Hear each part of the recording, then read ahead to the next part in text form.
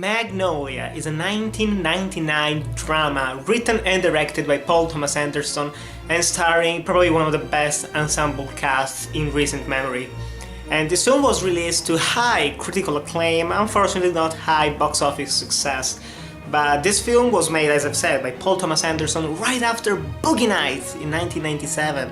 And New Line Cinema basically said, Paul, my man, you gave us a lot of money, the next movie you can do whatever the hell you want. You have carte blanche, you can do literally whatever you want. So he took this opportunity, which is a one in a lifetime honestly, and he made Magnolia.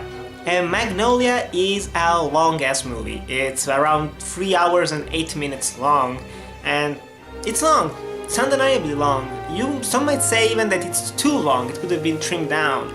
And I'll say it right now, yes, it could have been trimmed down. There are some subplots that unfortunately go nowhere because you already had to cut a lot of other material from the film. But honestly, I love this film. From beginning to end, this is utterly fascinating for one simple reason: humanity. This film is full of humanity. Humanity in the filmmaking, in the story, in the emotions, and most importantly, in the characters.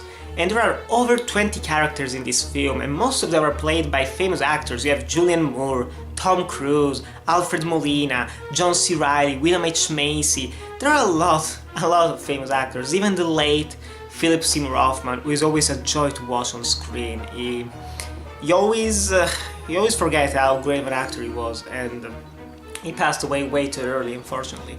But still, this film has a shit ton of characters, and the beauty of it is that, similarly to movies by Robert Altman or even Sidney Lumet's Network, this film intertwines all the different stories. So you might have a character who works in the same place as other people. You have one storyline, and one of the characters is the father of another character from another storyline. And there are these different stories that just come together in the end beautifully. And the beauty of this film is that it has great pacing. So even though it's 3 hours long and it takes a little bit at the beginning to get started, it's like 20-30 minutes of setup, once things start moving, it becomes an intense ride, surprisingly so, because we start seeing the lives of these characters who are all three-dimensional, who all feel alive, and we start seeing them just break down with their emotions. They have regrets from the past that are coming back up again. They have sins that they made that they can't hide away from.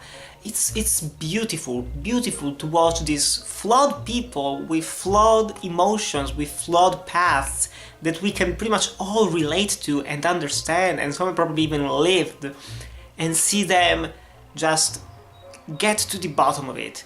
Finally ending a lot of their internal suffering in one way or another. And wow, what a freaking film! And the acting is absolutely phenomenal in here. Everyone brings their A game, especially people like John C. Reilly, who usually doesn't have that serious or important of roles in movies. He's usually like the comic relief or just a side character. He is actually pretty darn great in this film, as well as Melora Walters, Julianne Moore, even Tom Cruise, who even got an Oscar nomination for this film.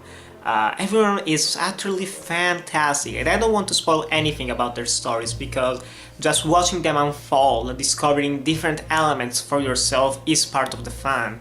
And the film, as always with Paul Thomas Anderson, gorgeous cinematography, a couple of long takes that are just so beautiful, so gorgeous to look at, absolutely masterful. And the soundtrack is made by John Bryan, something like that.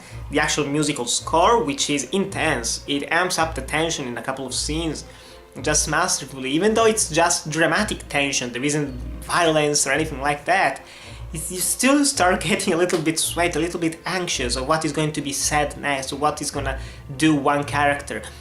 Fantastic.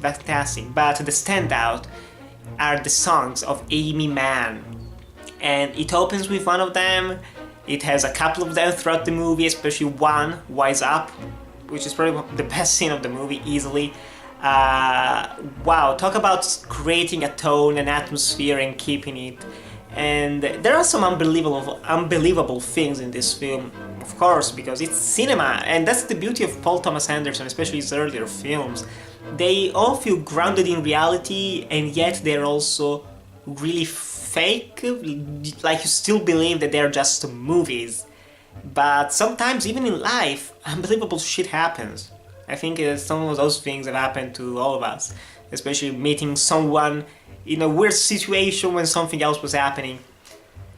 You have to watch the movie for yourself to find out, but honestly guys, Magnolia, like, do I even have to say that it's a fantastic movie? No, you all know that already. Paul Thomas Anderson, like, this is the last of his movies. I still have to watch The Master, but after that I watched all of his main movies. One of my favorite directors, easily. He hasn't let me down yet, and I hope he continues making movies, even if it's 3-4 years from one another apart. But yeah, absolutely fantastic. I love the humanity. The humanity found in this film is it's priceless. But still, guys, if you watch Magnolia, do you like or do you dislike it? And which is your favorite PTA movie? Tell me in the comments below. Thanks for watching. If you like, comment, subscribe, and I'll see you in the next video.